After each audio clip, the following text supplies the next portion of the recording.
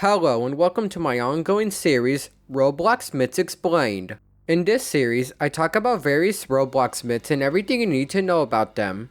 In today's episode, I'll be talking about Oranin. So, let's get into it. Oranin is a Roblox myth that is best known for his games Moving In and Through My Eyes, as well as for his developed lore. Oranin is also one of the most popular Roblox myths of all time, having accumulated over 2 million place visits, as well as having been investigated by Roblox YouTubers such as Flamingo and Poke. This goes to show how big Oranin is within the Roblox community. Oranin's story dates all the way back to January 29, 2017. This marks the day that Oranin made his Roblox account. Just like every other Roblox myth, he started out not that well known. However, this wouldn't last for long as Oranin started developing his myth. Later that year, Oranin released his signature game Moving In, which has become one of the most popular Roblox myth games of all time. Between 2017 and 2018, Oranin started getting ranked in various myth hunting groups.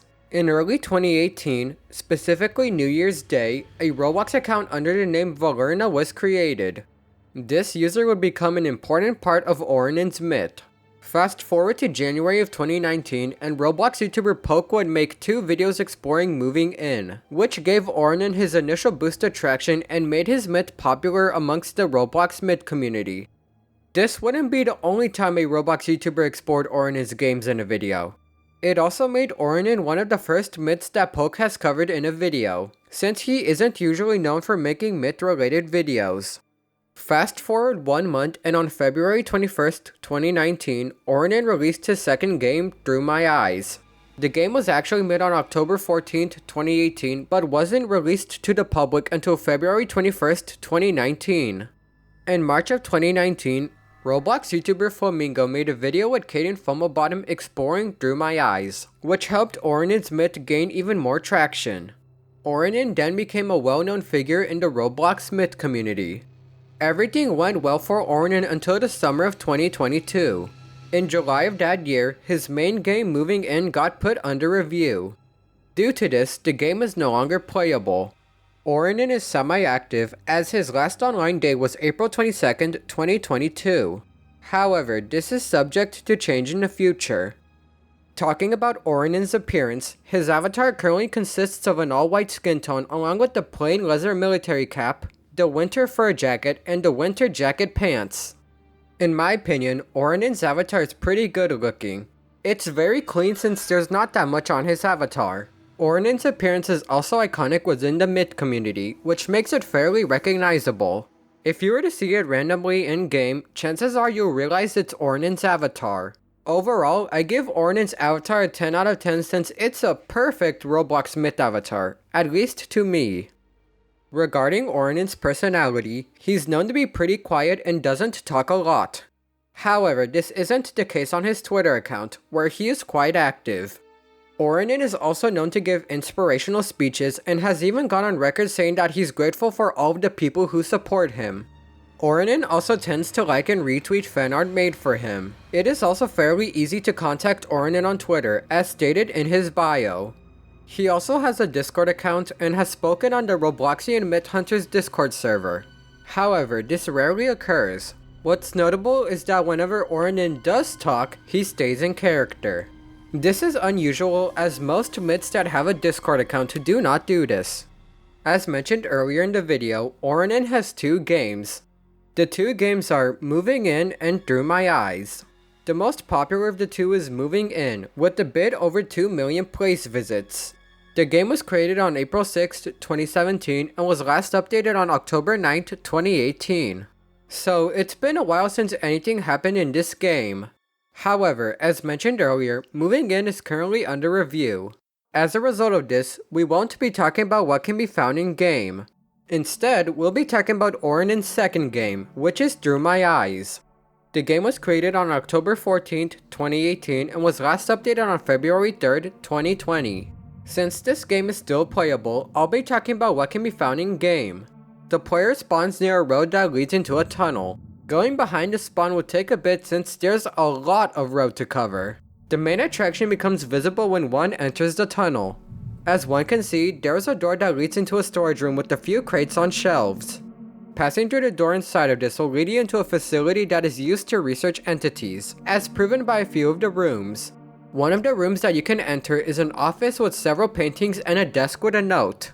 The said note reads, Report number 1. The 20th of January, 2004. It seems that my friends have been experiencing an unusual behavior. I'm going to make sure they get through these symptoms perfectly fine. Hopefully they stay under control and do not create any chaos throughout the facility. There is another room that one can enter. This room is a lab that contains a few entities and tubes, some shelves, a closet, and a few desks. There is also a vent that can be used to access other parts of the map. We will come back to this later. One of these desks contains a note, which is important to the story. The said note reads, Report number 2. The 26th of January, 2004. They've began to mutate. I don't know if there's anything in my power that I can do. I don't know if I can do it. Have I failed? Is there anything I can do at this point?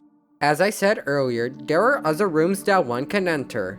One of these rooms contains a desk, a chair, and a vent behind the chair. Just know that the vent is important. Just across this room is a padded room that one seemingly can't get into. This padded room only contains a light and a teddy bear next to the room. Going back to the main hallway, there is a meeting room that is at the end of the said hallway. I'm assuming this is where speeches are given to people who work at the facility. There is something interesting about this area though. If you look up at one of the hanging lights, one can see a model of Valerna wearing a dress. She is sitting and hanging onto one of the lights. This is likely an Easter egg referencing the myth's lore. Going back to the mini lab, there's a vent that one can enter. The player climbs up a ladder and has the choice on whether to go up or down. Choosing to go down will lead the player into the padded room that seemed inaccessible. Unfortunately, the only way to leave the room is to reset your character. Remember when I said there was a room with a desk, a chair, and a vent? Well, touching the vent will teleport you into an area that looks like a cult ritual. This is because there are a few figures circling the area where the player spawns, as well as there being 4 floating figures above the ritual. Going back to the vent, one can go up and this route will lead you into another room that can't be accessed through the door. This room is a closet that contains a few clown heads, which are also references to gauze.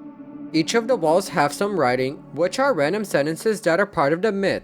Some of the phrases include, "Has sanity sent me into a daze?" and "Have I been left in the darkness by father's son?" These are also references to gauze. Like the padded room, the only way to leave this area is by resetting your character. Apart from that, there isn't much else to see in game.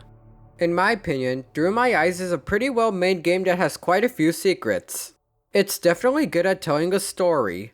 There is a tunnel that can be accessed near spawn, but we'll cover this area in a future video.